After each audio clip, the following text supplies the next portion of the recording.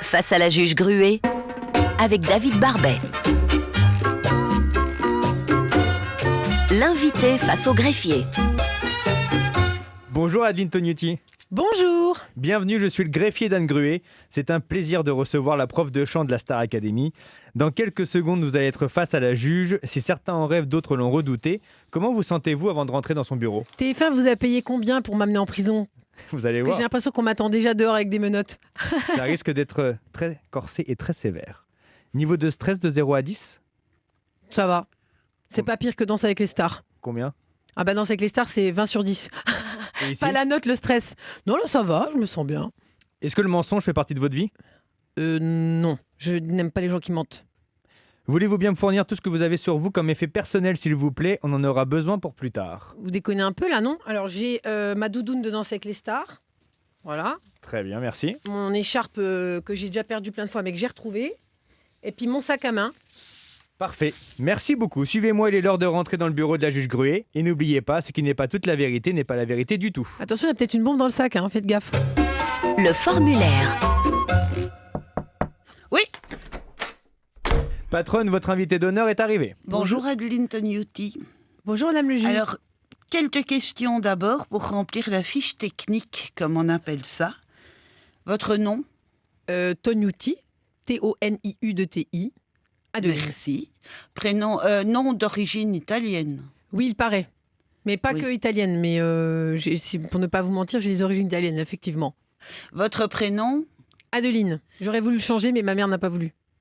Changer pourquoi ? Parce que j'aimais pas mon prénom. Vous trouvez pas que c'est un peu trop gnangnan ? Adeline, c'est un peu trop doux, non ? Et qu'est-ce que vous auriez aimé mettre à la place ? Je sais pas.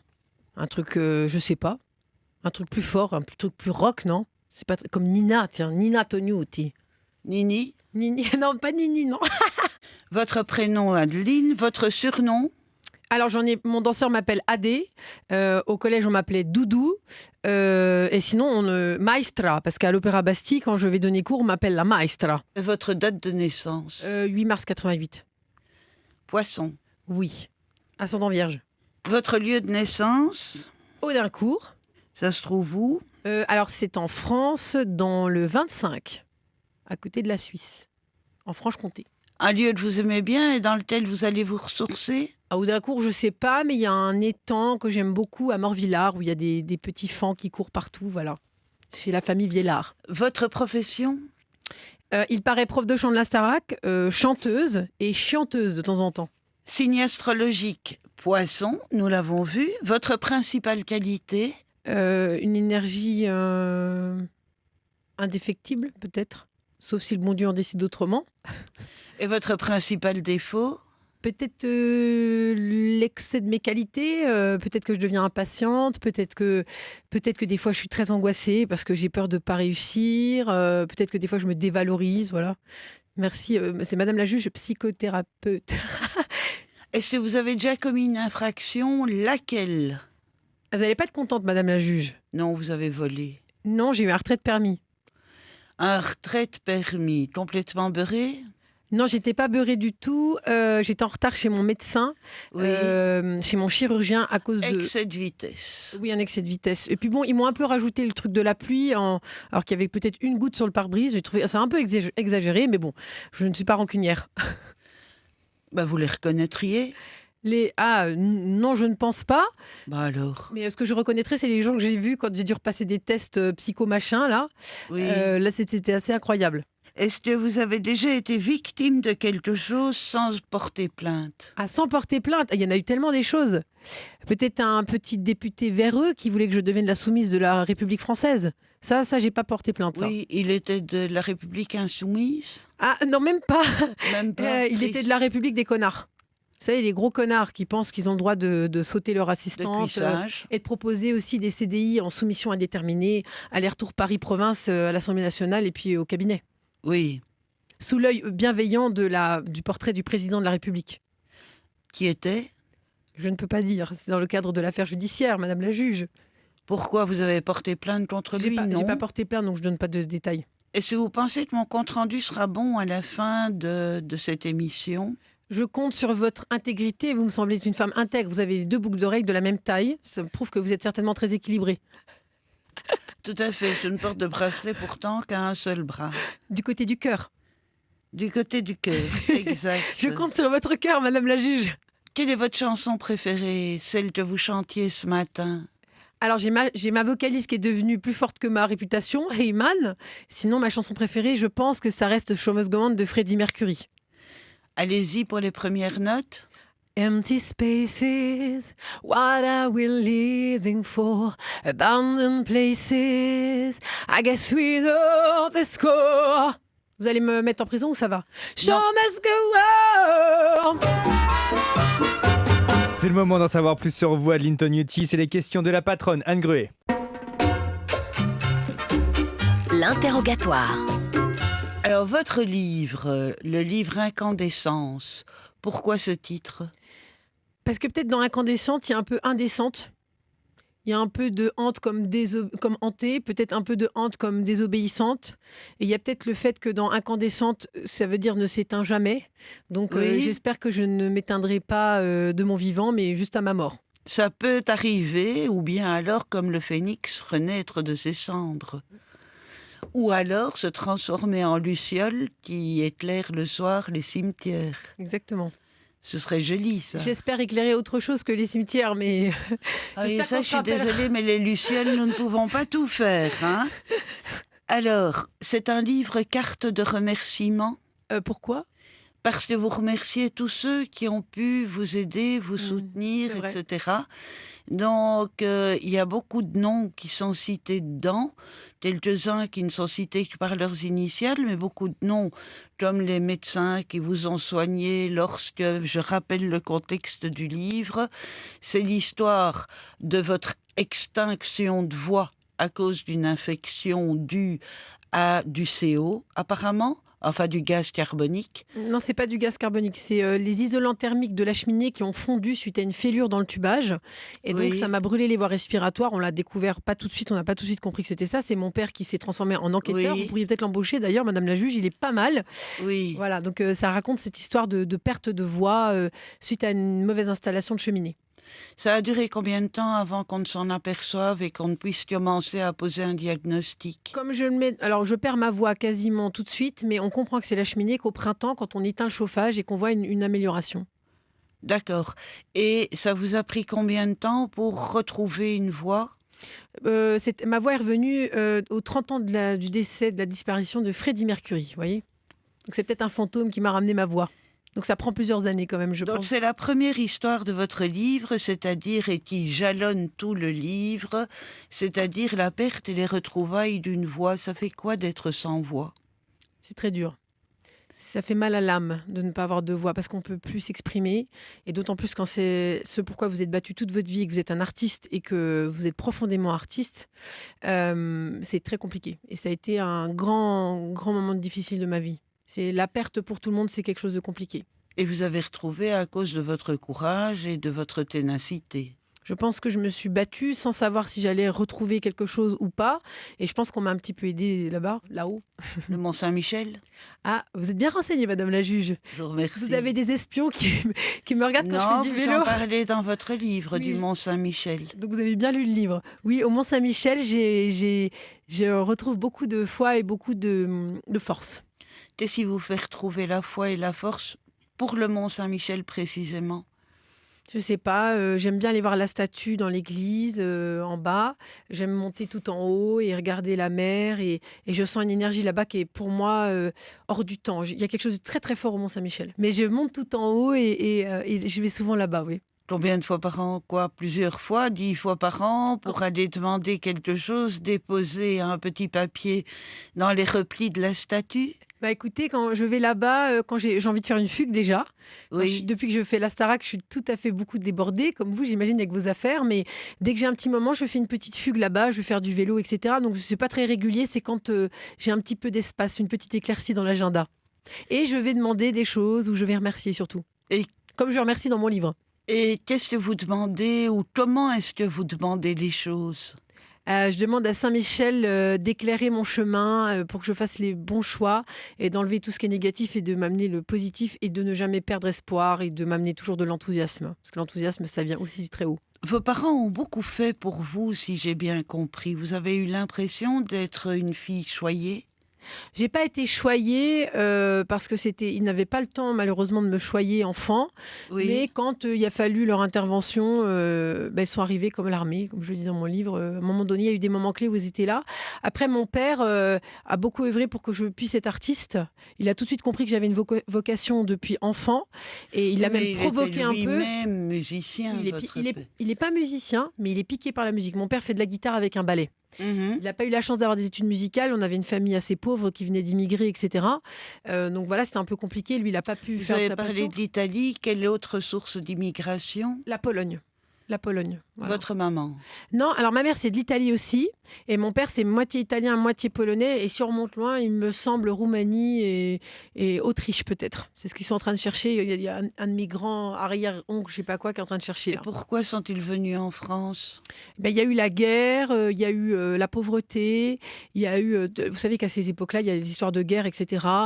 Oui, ça. Après, moi, j'ai des interrogations sur certaines choses. Je me suis demandé si... je sais pas si je dois dire ça ici, mais je me suis demandé si mon arrière-grand-mère polonaise n'était pas juive. J'ai pas eu de réponse, en fait, sur tout ça, mais j'ai eu plein d'interrogations sur ma famille, ouais. Et pourquoi vous êtes demandé pour avoir émigré? Oui, et ça, et parce qu'elle était très pieuse, elle priait beaucoup toute la journée, elle s'enfermait dans sa chambre, et puis elle parlait beaucoup du pape, etc. J'ai eu plein d'interrogations Mais là-dessus. du pape. Oui, mais voilà, je ne sais pas, c'est pas des secrets. J'ai appris que du côté de ma mère, on avait été des aristocrates, qu'on avait perdu la particule parce qu'il y avait une fille mère qui aurait été violée ou je sais pas quoi. Voilà, ils sont en train de faire des recherches là en Italie. En tout cas, on sait pourquoi je suis obsédée par l'Italie tout le temps. Voilà, j'ai des obsessions, moi, mais l'Italie en fait partie. J'y vais régulièrement. Dans votre livre, dont nous avons parlé de cette perte de voix, nous ne parlerons pas de Charlotte parce que, ou très peu, parce que c'est un événement qui me paraît terriblement sentimental et émouvant.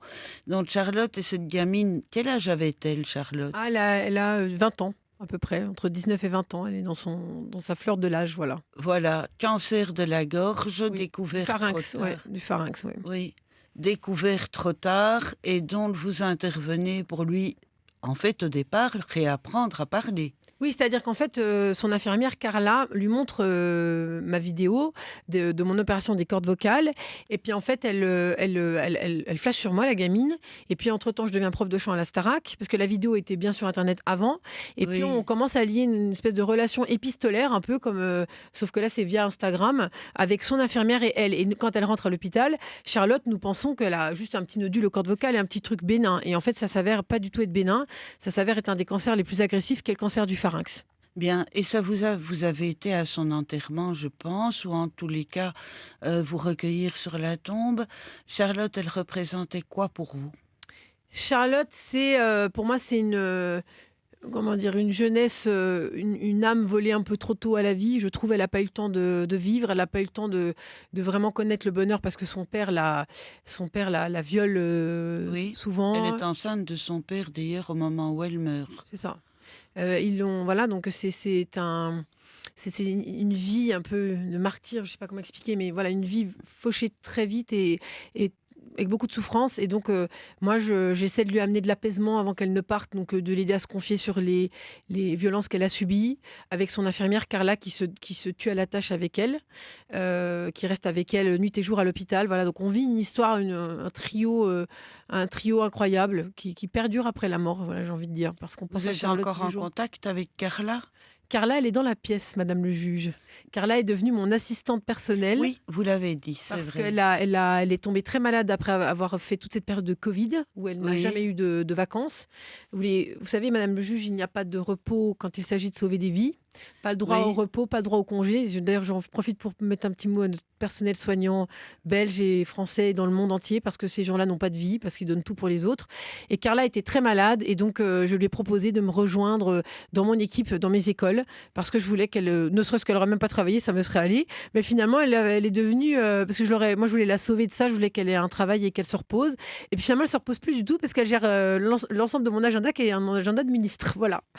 Alors, vous parlez également, dans le livre, des violences conjugales que vous avez subies. Il y a une question que vous n'abordez pas et qui m'intéresse. Je vous en prie. C'est comment est-ce que on tombe dans les bras de quelqu'un qui va vous violenter après? Alors, le problème, c'est que c'est une chute un peu lente. C'est-à-dire que ce n'est pas. Il arrive dans votre vie, il vous aime et tout d'un coup, il vous met une gifle comme ça. L'emprise, elle se crée. Alors, ça peut arriver comme ça. Moi, dans mon cas, c'est pas ça. Non, mais dans votre cas, dans mon c'est cas, ça moi, qui m'intéresse. je vais parler dans mon cas à moi. En fait, au début, c'est difficile à expliquer. Il va y avoir de la jalousie qui crée une espèce de possession. Il est en possession vis-à-vis de moi, mais pour des petites choses. Par exemple, parce que je me maquille ou que je parle avec un homme dehors pour le travail, etc. Ou parce que je me fais un peu coquette quand je sors plus qu'à la maison, parce que évidemment, on va sortir voir des amis, etc. Donc, il y a une certaine forme de jalousie qui a bien démarré avant que je perde ma voix. Et puis ensuite, suite à cette jalousie, il va y avoir des sautes d'humeur qu'il va avoir ou Mais comment vous supportez cette jalousie?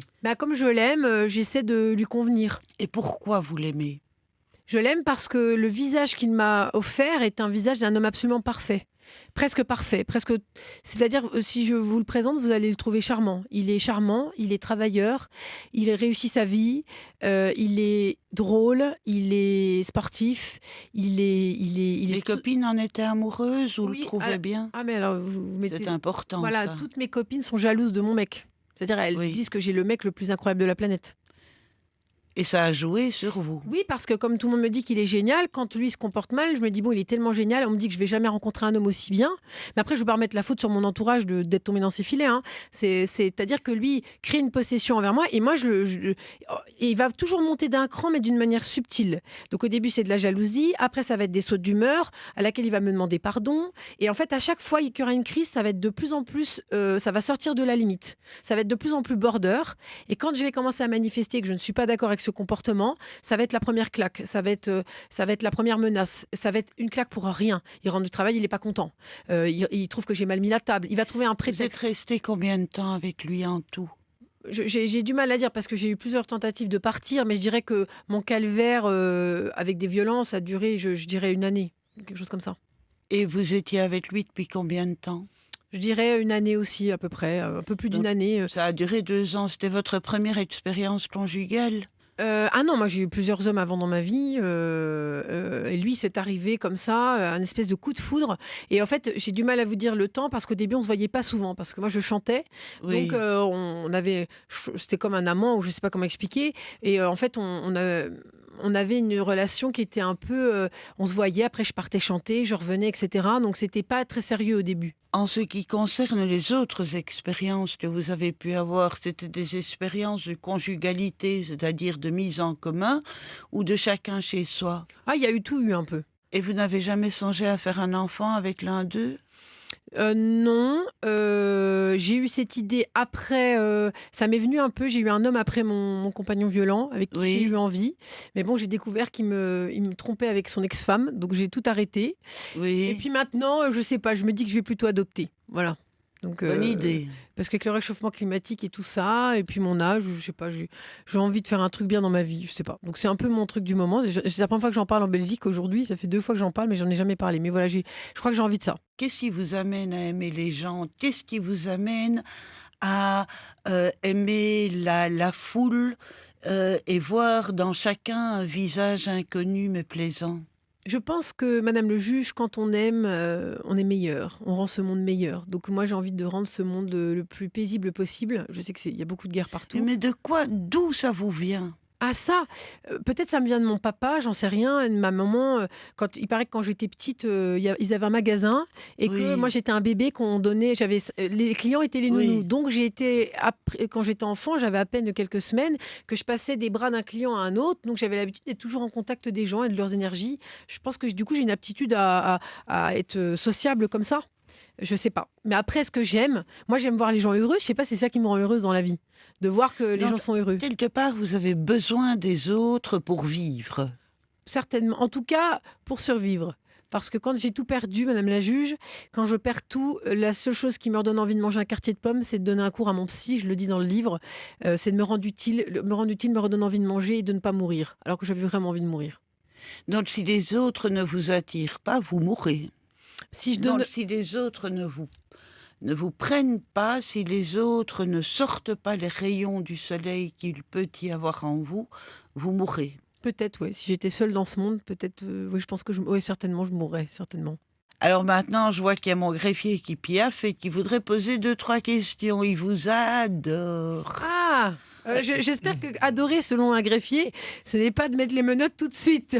Vous inquiétez pas. Adeline Tognuti, est-ce que vous allez être prof de la Starac la saison prochaine et me dites pas, je ne sais pas encore. Franchement, j'aimerais bien, mais vous savez que rien n'est décidé. On nous prévient assez tard en règle générale. Ou alors vous êtes bien informés auprès de TF1, Endemol et d'MLS TV. Il faut déjà qu'ils se mettent d'accord les trois pour savoir si je reviens à la saison 3. Justement, se mettre d'accord parce que, selon les rumeurs, vous êtes compliqué. Ah bon Vous avez un caractère. Qui c'est qui vous a dit ça? Et, J'ai du caractère, ça c'est vrai. Hein. et avec la production, parfois, ça peut se tendre. Ah bon? Non? Qui vous a dit Les ça? rumeurs sont fausses. Bah, à vous de me dire si c'est vrai ou pas. C'est des vous rumeurs parlez qui de sont ça. sorties. Il y a eu un article que j'ai beaucoup aimé. Alors Public, oui, alors qu'a fait un article incroyable où j'ai eu la chance de partager la double page avec Céline Dion, qui parlait d'une tragédie. Et moi, je crois que c'était la crise de nerfs. Alors, je me suis réjouie de cet article parce que je partageais la page avec Céline. Donc, j'avais ça au moins en commun avec Céline Dion. Et dans le contenu, est-ce que c'était vrai qu'effectivement, il n'y avait pas assez de cours de chant? C'est vrai qu'il n'y a pas eu assez de cours de chant à mon goût. Mais après, il y avait une mécanique un peu particulière cette année par rapport à l'année d'avant. Il faut dire que l'aventure durait 3 mois et qu'on n'avait plus le droit de trop demander aux académiciens de travailler le dimanche, sauf le débrief. Et donc, on a dû aussi réduire les horaires de travail des académiciens. L'année dernière, des fois, on finissait très très tard avec les répétitions. Lucie et Marlène finissaient vraiment la nuit et donc elles devaient même dormir sur place parce qu'elles revenaient très tôt le lendemain matin. Et on n'a pas eu le droit, étant donné, je crois, il faudrait demander à la production, mais la longueur, il me semble, de l'émission. Donc, il y a eu moins de cours de chant et il y a eu des primes le vendredi, ce qui faisait sauter une journée de cours par semaine. Donc, le prof de théâtre n'a eu moins de cours, etc. Donc, je pense que comme c'est un concours de chant, ça s'est beaucoup plus vu que ça manquait de cours de chant. Et puis, je devenais peut-être un peu insupportable. J'avais beaucoup d'énergie. Donc, j'avais des cours, mais j'ai des cours en stock du coup pour la saison prochaine. J'ai des petites surprises que j'ai pas pu faire cette année. Mais donc non, je suis pas fâchée du tout. Non, ça va. Mais c'est vrai que des fois, je tape un peu du poing sur la table. Je dis, moi, je veux plus de cours et tout, c'est sûr. Est-ce vrai que vous avez échangé des chaussures avec une star de la chanson française, style Véronique Sanson? Il paraît, oui. Ça, c'est vrai. Mais c'est vrai, c'est une vraie histoire. Vous pouvez raconter l'histoire? En fait, j'étais à un gala de charité avec Michel Larocque et il y avait Véronique Sanson et j'allais pour chanter, mais c'était pas encore mon tour. Véronique a chanté en premier et moi je chantais plutôt à la fin. Je suis quand même moins connue que Véronique Sanson. Et donc je suis arrivée et Véro a vu mes chaussures léopard. J'étais en jogging rouge. Déjà, elle a flashé sur le jogging. Donc là, j'essaie de lui retrouver elle veut le même. Donc j'essaie de lui retrouver le même. Et elle m'a demandé mes chaussures. Et je crois qu'elle rigolait. Et elle m'a montré comme ça. Je dis, OK, Véro, c'est mes chaussures. Donc je me suis retrouvée à enlever les chaussures de Véronique et à, comme Cendrillon, lui passer mes léopards. Sauf qu'elles sont très hautes et assez lourdes. Et Véro, c'est un petit fil de fer, c'est un petit elfe, voilà. Et donc elle s'est mise debout avec mes chaussures et elle a flashé dessus. Elle adorait. Elle avait franchement, ça lui allait de ouf, mes godasses, vraiment. Donc voilà, c'est une anecdote un peu dingue. Et vous lui avez donné ou? Je lui ai pas donné, mais parce qu'ils ont peut-être peur qu'elle marche avec. C'est 10 cm c'est assez haut quand même. Mais en tout cas, je lui cherche le même jogging parce que ça, c'est un peu moins dangereux que mes chaussures qui sont très lourdes, que mon père déteste d'ailleurs. Je précise. Pourquoi? Il dit que tes godasses là, tes léopards machin, sont trop lourdes. Quand il les prend dans ses mains, il les trouve trop lourdes. Donc il dit que c'est de la merde. Voilà, c'est les détails. Votre papa suit votre carrière? Ouais, il me suit de ouf. Il est à fond. Ah, il critique tout. J'ai droit à des critiques. Il n'y a que le livre qu'il n'a pas lu encore parce que je voulais le finir tranquille. Et il dit quoi sur vous? Ah là, le dernier EP que j'ai fait avec votre compatriote Antoine Dély, que Madame le juge a peut-être déjà mis en prison. En tout cas, il a dit que... Non, pas du tout, mais on l'a rencontré. On l'a relâché, oui. Vous l'avez relâché. Vous avez raison, il faisait trop Chantal. Il a peut-être agacé Madame le juge à faire Chantal là-dessous. Voilà. Non, il était très bien. Moi, l'ai pas fait. Est-ce qu'il vous a fait Chantal? Vous lui demanderez. Moi, avec Antoine, on échange des audios quasi tous les jours. On fait des imitations. On imite Christina Cordula, on imite Chantal là-dessous, on imite Jean Lassalle, notre candidat aux élections présidentielles, voilà. Et donc avec Antoine, on a fait un dernier EP et mon père m'a dit, ça y est, il y a assez de guitare. Voilà, parce que lui, il aime le rock and roll et le hard rock. Il est comme ça, votre père? Il tape du poing sur la table? Ah oui, il a été à la chanson secrète, il a dit à Nikos, dites TF1, je vous aime bien, hein, Nikos, hein, vous, je vous adore, j'ai rien contre vous. Mais ça manque de guitare à la progression musicale. Et Nikos a répondu, je suis bien d'accord, monsieur Tognuti. Adeline Tognuti, on va maintenant analyser vos effets personnels. La saisie. Oh là là, faites attention, j'ai des choses dans mon sac pour d'autres personnes peut-être. Hein. Patronne, voici les objets d'Adeline Tognuti. Nous avons une écharpe, un manteau et un sac à main, un sac à dos. Vous préférez voir quoi en premier, Madame la juge? Le sac, Le sac portefeuille. Le sac et le portefeuille, d'accord. Il y a un portefeuille dans le sac à dos? Il y a plusieurs portefeuilles parce que j'essaie de ranger mes affaires. C'est ça le portefeuille? Ça, c'est un porte-passeport. Parce que je mets le passeport en dehors des cartes bancaires au cas où on me vole mes cartes bancaires parce que sans passeport, c'est la mort. Oui, il y a pas que le passeport là-dedans, hein. Ah bah, je sais pas. Vaccin, Ah oui, c'est vrai. carte avantage, contact, passeport, C'est un faux, madame le juge. République française. Vous comprenez, on me l'a retiré il n'y a pas longtemps, donc j'en ai fait un faux pour venir en Belgique. Ou c'est le passeport d'une sœur jumelle peut-être cachée que vous décrivez dans... 1m63. Je suis petite. Ah, vous avez encore les descriptions. La taille de Mylène Farmer, hein. Quoi? C'est Oui. la taille de Mylène Farmer, donc on ne Mais critique pas. vous avez encore les descriptions. Il y a quand même pas mal de cachets là-dedans. Oui, je pars des fois. Avant le Covid, Ah, vous avez été à Agadir? oui, en fait, avant le Covid, les profs de chant, on avait une activité, bah, moi en tout cas, une activité assez internationale. Et donc, Oui. au Maroc, il y a pas mal d'artistes qui ont des villas et on part enregistrer là-bas. Donc, ça m'arrive de partir et puis après, je fais un petit détour ou voilà, Je comprends. une petite fugue. Vous voyez, il n'y a pas que le Mont-Saint-Michel. Mais le Mont-Saint-Michel, il n'y aurait pas assez du passeport peut-être pour tamponner. Hein. Heureusement qu'on ne doit pas tamponner le On ne doit passeport pas pour aller tamponner à pour le Saint-Malo. Mont-Saint-Michel. Très sympa en tout cas Oui, la sacoche. Oui, la sacoche. En fait, c'est qu'une fois, je suis partie en voyage et j'ai oublié mon passeport. Donc, depuis, je ne mets plus la carte bancaire avec le passeport pour avoir une chance d'avoir au moins un des deux. Mais vous avez des sacoches très Fashion, paillettes. vous avez vu? Paillettes. Ouais. Là, c'est une rouge avec toutes mes cartes bancaires. Madame le juge, si on peut avoir le compte en banque qui va avec toutes les cartes, ce serait très très bien. Ça, Alors là, c'est de la drogue, ça. Non, je rigole. c'est des barres Protéiné. chocolat. Coco. J'aime Coco. beaucoup la coco. Et c'est ma barre que je mange parce que mon danseur me met la tête en bas tout le temps pour danser, je précise. Et j'ai envie de vomir. Donc le seul truc qui passe le matin, c'est une petite barre comme ça. d'accord, c'est bien. Vous avez également quoi d'autre? Vous avez un chargeur. Vous avez quoi? Vous avez une pince pour les cheveux. Oui. Vous avez quoi d'autre? Il y a plein de trucs pour la voix. Il y a des Des sprays, mouchoirs.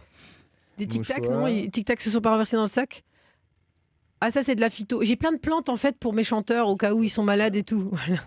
C'est vrai qu'il y a plein de choses pour la voix. Oui, il y a le spray... Ah ben ça, chez un prof de chant, vous imaginez tout de même pas trouver des blancs pour boxe. Il n'y aura pas des menottes non plus, normalement. Mais... Il y a combien de barres dans le sac? Alors, je vais vous C'est expliquer. incroyable. Mon assistante, Carla, qui est dans le livre, en fait, elle pense que elle a peur que je mange rien à table. Donc, je suis un peu difficile. Des fois, je mange pas de gluten, de lactose, etc. Et donc, du coup, elle me met des barres au cas où je vais avoir une Non, mais petite crise d'hypoglycémie. Vous avez un paquet de barres dans le Oui, sac. bah ça c'est Carla. L'autre fois j'en ai sorti 10 du sac, mais j'en ai deux. Alors je vais vous raconter. On était à la Starac avec Woodkid et Woodkid sort de son. Il avait rien mangé parce que je pense qu'il était stressé de la télé. Et son manager a été très content que j'avais plein de barres dans mon sac pour nourrir Woodkid qui était affamé et en crise d'hypoglycémie à la sortie. Ah, il y a une autre pochette. Ah, j'avais pas vu cette petite pochette. C'est quoi ça? Ça c'est des médicaments encore, avec des IR pour protéger les oreilles quand j'écoute des groupes. Vous avez beaucoup de médicaments quand même. Bah, je vous dis mes chanteurs quand ils sont malades, faut que je puisse les crèmes pour les mains, Patika, super marque. Made in France, pas Made in Belgique. Crème pour le visage parce que des fois j'oublie ma crème. Des stylos. Un stylo pour signer des autographes, ça. Ça, c'est du. Alors, ça, c'est mon truc pour les lèvres à la menthe que j'adore et qui me rassure quand je le mets avant de monter en scène. Ah, ça, c'est des adaptateurs pour brancher la musique sur la table de mixage. Alors, ça, c'est des pastilles. Je les recommande à madame le juge. Vous avez combien de trucs dans votre sac? J'ai jamais vu ça. Il y a un sac qui est rempli de petits objets comme ça. Ça, c'est des gélules pour Ouais. quand on a le rhume et tout ça. Donc, dès que quelqu'un est malade, je lui en donne une directe. Non, madame le juge, ne me regardez pas comme ça, ce n'est pas de la drogue. Ah C'est non, pas du hachis, ça c'est rien du j'imagine pas un instant, c'est de l'huile de poisson. Ça, c'est c'est de l'huile avec des huiles essentielles. Ça, c'est pour les mains, si vous avez peur du Covid. C'est du etc. gel hydroalcoolique. Les clés. Mes clés, voilà. Ah, c'est quoi le porte-clés? Ça, c'est une sorcière qu'on m'a ramenée du Portugal qui est censée conjurer le mauvais sort. Et les clés? Les clés de chez moi, voilà. C'est vraiment très, très sommaire comme porte-clés. Hein. Oui, mais c'est trop lourd. Après, il faut les porter et tout. À l'aéroport, ça pèse quand même. Hein. Vous avez pas de liquide sur vous? D'argent, espèce Ouais. Non. J'ai donné l'autre fois dans la rue à quelqu'un qui demandait. Si j'ai. Ouais, des fois, quand j'ai du liquide, il reste pas longtemps parce que je le donne dans la rue à des gens qui ont faim. Très souvent. Oui, vous savez ce qu'ils en font. Ah ben, je sais pas. Ils vont boire. Ouais, bon, écoutez, moi j'ai mal au cœur. Hein. Je suis une. Non, non, mais je comprends très bien, moi aussi, etc. Mais il faut pas se leurrer.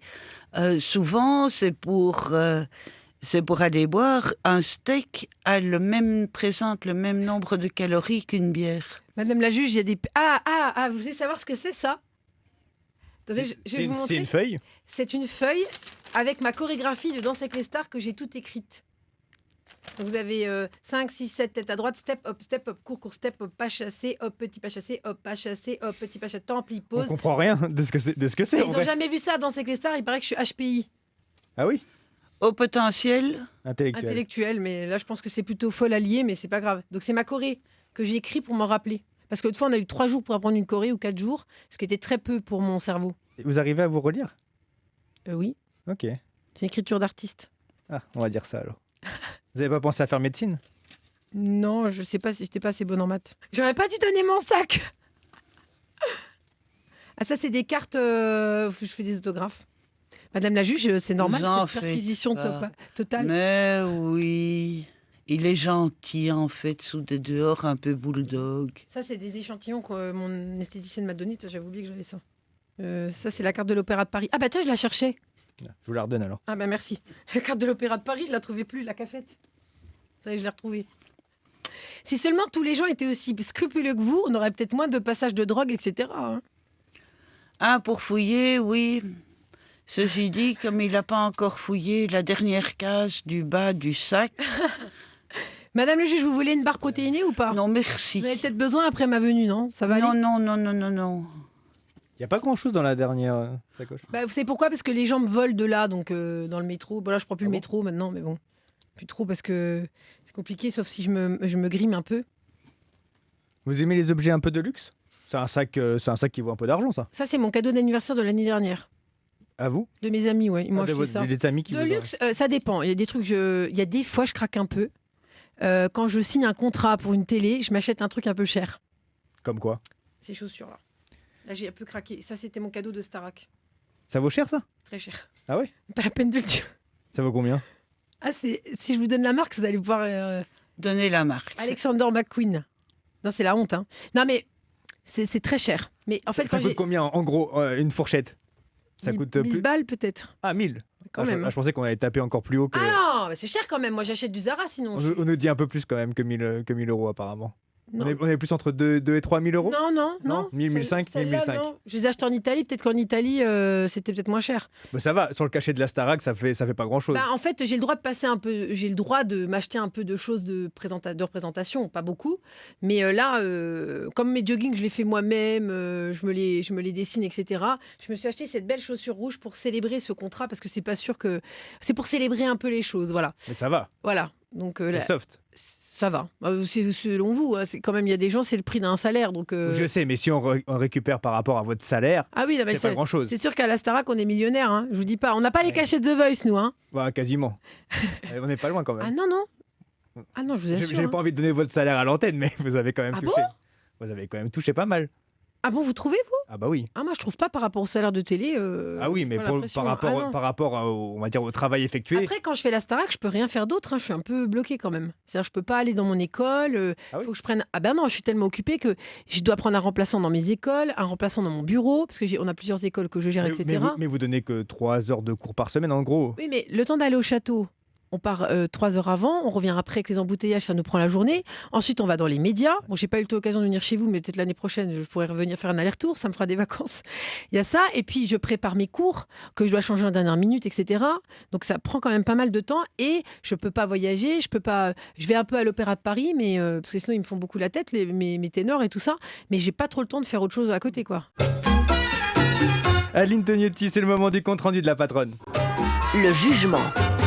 Merci Adeline Tognotti d'avoir répondu à nos questions. Il est maintenant l'heure du compte-rendu de l'entretien. Puis-je vous demander un instant de silence? La patronne réfléchit. Patronne, c'est à vous. 8 mars 1988, Poisson et surtout la journée des femmes, dont vous nous avez fait le plaisir de naître le jour de la journée des femmes, ce que vous voulez être pleinement, j'imagine. Vous voulez en profiter de manière double et votre débit de langage est d'ailleurs double. Il est difficile à suivre. Excusez-moi, on a l'impression que vous voulez rattraper le temps de l'aphonie qui vous est arrivée. Donc, Ouais. vous parlez parfois même, à mon avis, plus vite que vous ne pensez.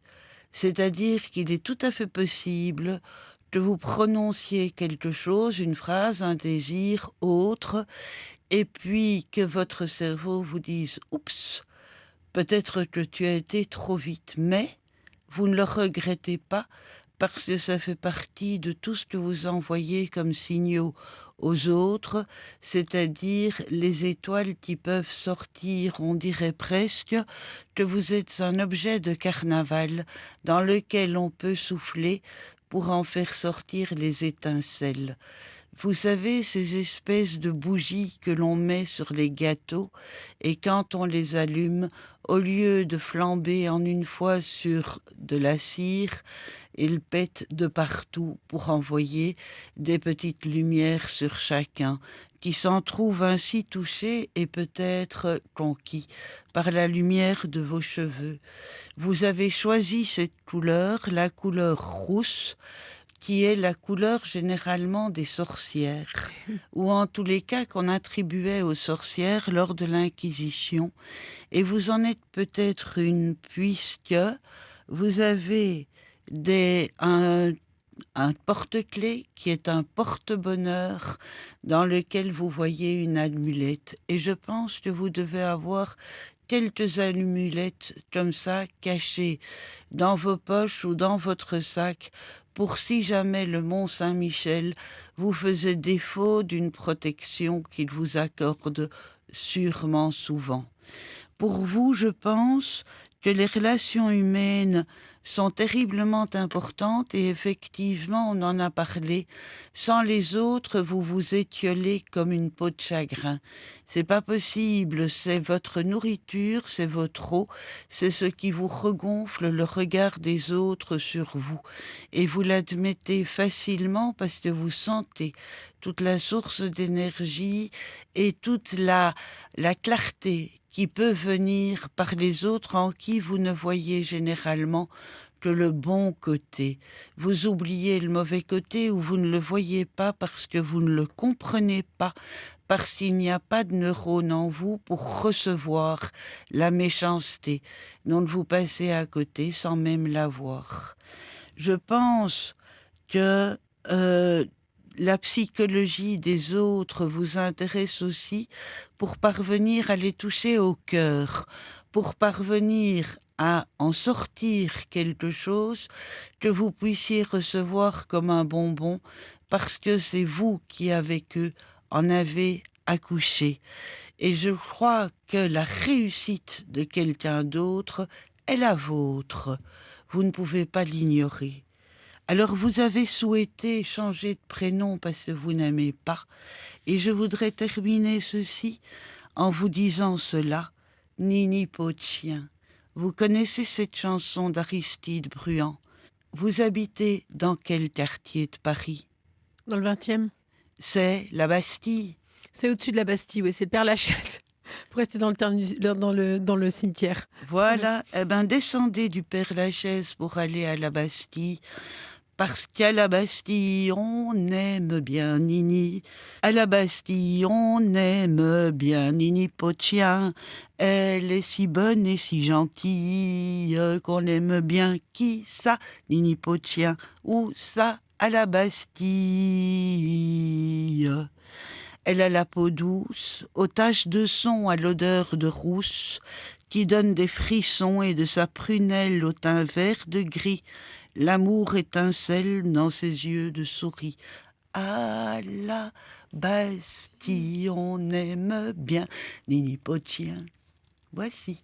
Aline Tognetti, une réaction suite à votre jugement? On a l'habitude de pleurer à son jugement parce qu'on va aller en prison, mais moi je pleure de la vérité de Madame le juge. Je trouve que elle est très forte, hein. Purée, vous êtes forte. Non, je suis scotchée. Ça m'émeut ce que vous dites de moi parce que c'est tellement vrai. C'est rare que les gens me percent à jour comme ça. C'est vrai. La réussite des autres est la mienne. Que retenez-vous de votre entretien avec Anne Gruet? Que je ne suis pas prête de l'oublier jusqu'à que je ferme les yeux un jour. parce qu'elle est incroyable. Elle est perspicace, Madame la juge, et elle sait lire, en nous, les détenus. Elle nous détient, elle nous tient, elle nous lie, et elle fait jaillir la vérité sur ses invités. Voilà. Et ça me touche beaucoup d'avoir été lue comme ça. J'ai plutôt l'impression d'être sortie d'un fauteuil de chez Lacan, mais ce que je peux retenir de la Belgique, c'est que vous êtes précis. Pas Lacan, hein. Façon de parler. Oui, façon de parler, d'accord. Il frappait parfois ses patients. Ah oui, je savais pas ça. Si, Lacan, 20 minutes chez Lacan, et on pouvait sortir avec un coup de pied au cul. On attendait dans l'escalier, il prenait l'escalier comme salle d'attente. Comme Monsieur Charmoy dans mon livre. Voilà, vous Parce que je l'avez parle du écrit. psy, parce que je parle du Vous psy. l'avez écrit, effectivement. Je me dis, mais où est-ce que j'ai lu ça récemment? Là, dans mon livre. Ah ben, vous l'avez Parce que le écrit. psy chez qui je vais, ne mettait pas du tout de coups de pied, il mettait plutôt des coups de voix et des coups de feu, je dirais. Oui, Des j'ai coups de vu. feu d'énergie, attention. Oui, Docteur Charmoy qui m'a beaucoup aidé. oui. Mais en tout cas, vous êtes De la poudre. vous êtes très forte et vous écrivez très bien. Et vous parlez très bien. Merci. Je pense que notre Madame le juge pourrait faire une carrière au cinéma ou au théâtre. Il faut en parler à Michel Larocque. Adeline Tognotti, vous êtes libre. Face à la juge Gruet, un podcast Vivacité.